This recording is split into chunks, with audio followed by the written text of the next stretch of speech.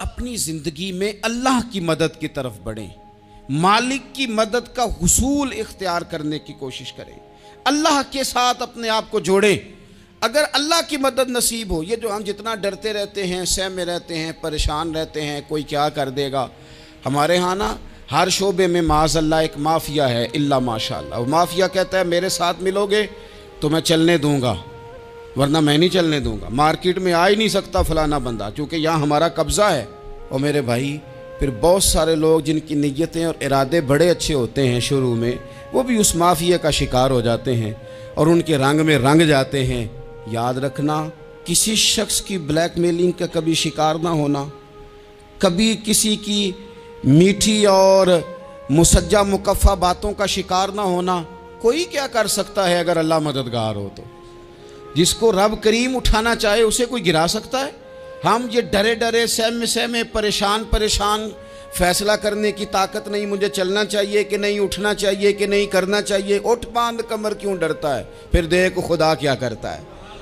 हज़रत अब्दुल्ला इब्न अब्बास फरमाते हैं, मेरे नबी पाक अलैहिस्सलाम ने मेरी तरबियत फरमाई, हुजूर ने मेरी तरबियत फरमाई। और महबूब पाक अलैहिस्सलाम ने फरमाया, अब्दुल्ला याद रखना, ये नौजवान दोस्त मेरी बात लिख लें, परेशान लोग मेरी बात लिख लें, जिनके पास कुव्वत फ़ैसला नहीं वो इस बात को लिख लें। हज़रत अब्दुल्ला इब्न अब्बास फरमाते हैं, मेरे नबी पाक अलैहिस्सलाम ने मुझसे फरमाया था, अब्दुल्ला सुन, अगर सारी दुनिया मिल के तेरा कोई नफ़ा करना चाहे, कर नहीं सकती जब तक मेरे रब की रज़ा ना हो।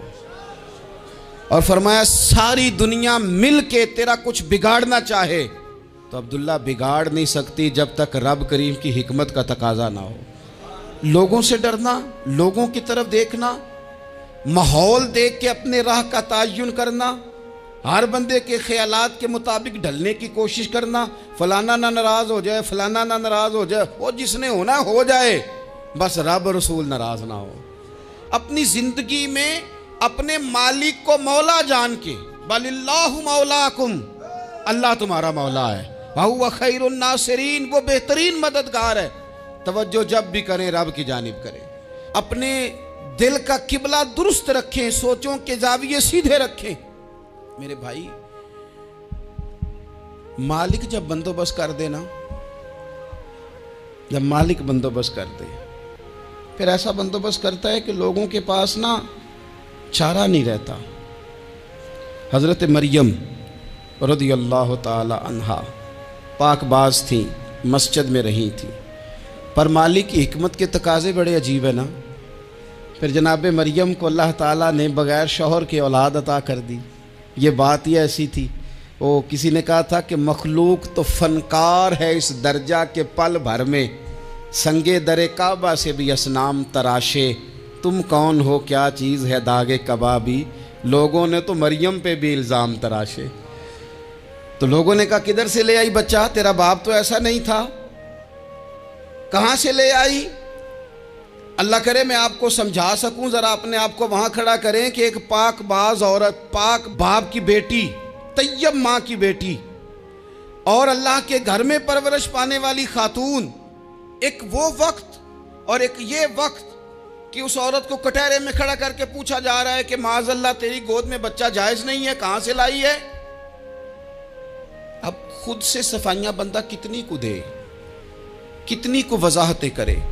और मैंने तो अपनी ज़िंदगी में देखा है, ज़्यादा वजाहत देने वाले को भी लोग झूठा समझने लग जाते हैं। ज़्यादा वजाहत देने पर भी लोग कमज़ोरी का इजहार समझते हैं कि कमज़ोर पड़ गया। आप सुलह की कोशिश करते हैं, सामने वाला बुज़दिल समझ लेता है। ज़्यादा वजाहतें भी कमज़ोर कर देती हैं। अब हज़रत मरियम को कटहरे में खड़ा करके कहा बच्चा किसका है, तो फिर खुदा बंदोबस्त जब करे, अल्लाह जब मददगार हो, तो फिर हज़रत मरियम की गवाही दरख्तों से नहीं दिलवाई, उसने पत्तों से नहीं दिलवाई, फिर फरिश्ते नहीं भेजे। हज़रत मरियम कहने लगी मुझसे ना पूछो, वो जो पंगूड़े में है उसी से पूछ लो, उनसे पूछो ना, वो कौन है पूछ लो, उनसे कर लो सवाल। उन्होंने कहा पंगूड़े में चंद दिनों का बच्चा, ये जवाब देगा। मददगार था रब, उनकी बरात का ऐलान करना था मालिक ने, और जब मालिक ऐलान कर दे, जब मालिक तेरी सफाई देना चाहे, जब मालिक तुझे दुनिया के सामने निखारना चाहे, तो पंगूड़े में लेटे हजरत ईसा बोल के कहने लगे, इन्नी अब्दुल्ला आतानियल किताबा। फरमाया मैं अल्लाह का बंदा हूं, रब ने मुझे किताब अता करके नबी बना के दुनिया में भेजा है। मैं अल्लाह का बंदा हूं, किताब लेके आया हूं, नबी बन के आया हूं। फिर पंगूड़े से ऐलान हो गया, फिर बच्चा बोल पड़ा। और ये एक दफा नहीं बात हुई, ये बनी इसराइल में एक जुरैज नाम के शख्स भी थे जो नमाज पढ़ रहे थे। बाज ने लिखा है नफल नमाज थी, अम्मा ने पुकारा तो आए नहीं, तो माँ के मुंह से निकल गया, तू इतनी देर तक मरेगा नहीं जब तक किसी बेहया औरत का मुंह ना देख ले। तो वो इबादत गुजार थे, लेकिन लोगों ने उनकी इबादत, रियाजत, परहेजगारी को नहीं देखा।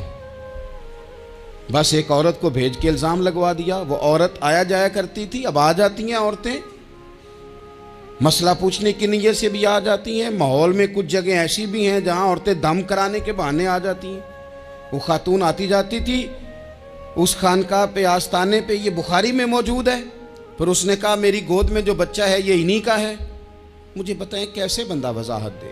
हालात ख़राब हो गए, लोग कुटिया जलाने लगे, माहौल और तरह का बन गया। मेरे नबी पाक अलैहिस्सलातो सलाम फरमाते हैं, फिर उस रब के बंदे ने कहा मालिक तू करीम है, तेरी मशीयत का तकाजा आया जो मेरी माँ ने जुमले बोले थे, पर अब मैं वजाहत देने के काबिल नहीं रहा। अब तू ही करम करेगा तो दरवाज़ा खुलेगा। तो वो चंद दिनों का बच्चा पंगूड़े में बोल के कहने लगा मैं इस दरवेश का नहीं, मैं तो फलाने चरवाहे का बच्चा हूँ, वो जो बकरियाँ चराता है। रब की मदद को पुकारें, अपने साथ अपने मालिक की मदद को शामिल करें, थोड़े रिस्क पर भी गुजारा अच्छा होने लग जाएगा। सारे लोग आपको गिराने की तदबीरें कर रहे होंगे और मालिक आपको इज्जतें अता फरमा देगा। उसकी बारगाह से हिकमत का तकाजा और हो जाएगा। हमने सारी जिंदगी लोगों को राजी करने में गुजार दी, सारी जिंदगी बुढ़ापा आ गया बच्चों को पालते, और बच्चों ने आखिरी उम्र में कह दिया अब्बा अगर कोई ढब का काम कर लेते तो आज हमारे दिन भी फिर न जाते। सारी जिंदगी गुजार दी बहन भाइयों को राजी करने में, सारी जिंदगी गुजार दी जिम्मेदारियां उठाने में। उनको 99 दफ़ा दिया, एक दफ़ा नहीं दिया तो उन्होंने कह दिया तूने तो कभी दिया ही नहीं, तू था ही नहीं। सारी जिंदगी मोहल्लेदारों, इलाके वालों को राज़ी करने में गुजार दी।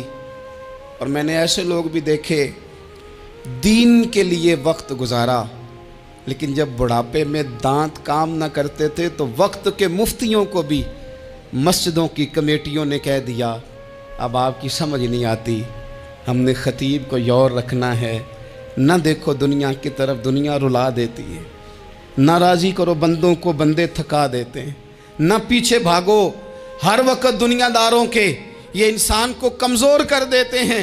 वो तो करीम ही बड़ा है, 2 आंसू ज़मीन पर बाद में गिरते हैं, बंदे के गुनाह सारे पहले माफ़ फरमा देता है। अल्लाह की मदद का हुसूल, अपने मालिक की मदद की तरफ बढ़ना, आपको बदर की जंग भी यही दरस देगी, आपको ओहद का मैदान भी यही सबक देगा, फतेह मक्का भी यही सबक देगा। मेरे दोस्तों, जब रब मदद फरमाए, जब अल्लाह मददगार बने।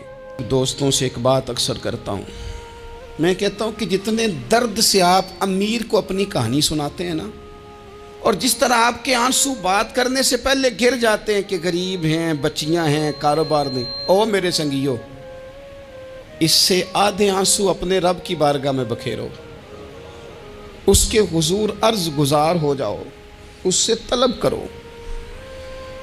एक वक्त इंसान पर ज़िंदगी में ऐसा आता है कि उसे यूँ महसूस होता है कि मेरा साया भी तरह सा पीछे हट गया है। उसे यूँ लगता है कि मैं किसी सहारे पे हाथ डालता हूँ तो वो भाग जाता है मुझसे। लेकिन मालिक की बारगाह ऐसी अजीम बारगाह है, रब रसूल के आस्ताने इतने बड़े हैं कि आप जब वहाँ कशकोले तलब दराज करते हैं तो झोली फैलाने में देर लगती है, उनको भरने में तो कोई देर नहीं लगती। हमने अपना सोच का किबला ही दुनिया को बना लिया है। ये जो अल्लाह वालों की मदद है, ये तो है नहीं, अल्लाह ही की मदद है। लेकिन ये जो सेठों की तरफ तवज्जो करना, नवाबों की तरफ तवज्जो करना, दुनियादारों की तरफ तवज्जो करना और अपना मिजाज इस तरह का बना लेना, यारो गर्दन को झुका देता है खैरात का पत्थर, जहाँ में मांगने वालों के सर कभी ऊंचे नहीं होते। और इकबाल कहते हैं गैरत है बड़ी चीज़ जहाने तगो दो में, पहनाती है ये फ़क्र को ताजे सरदारा। मैं अर्ज़ करूँगा कि अपनी आप जब तवज्जो का किबला अल्लाह रसूल को बनाएंगे तो रब फरमाते व यर्ज़ुक़हु मिन हैसु ला यहतसिब, मैं ना तुझे वहाँ से रिस्क दूंगा जहाँ से कभी तेरा गुमान भी नहीं गया होगा। यहाँ से भी मिल सकता है, तूने सोचा भी नहीं होगा। बुखारी शरीफ में हदीस है, हज़रत जाबिर इब्न अब्दुल्लाह फरमाते हैं नबी पाक सल्लल्लाहु अलैहि वसल्लम ने ना 300 लोगों का एक लश्कर रवाना किया किसी मुहिम के लिए, किसी जिहाद के लिए। हज़रत अबू उबैदा बिन जर्राह रदी अल्लाह ताला अन्हु अमीर लश्कर थे। फरमाते गुर्बत इतनी ज़्यादा थी, भूख इतनी ज़्यादा थी कि एक एक खजूर दिन में एक वक्त खाने को मिलती थी, और कुछ दिन ऐसे आए कि अब खजूर भी नहीं मिल रही। फरमाते इतनी ज़्यादा भूख लगी मुजाहिदीन को, 300 बंदा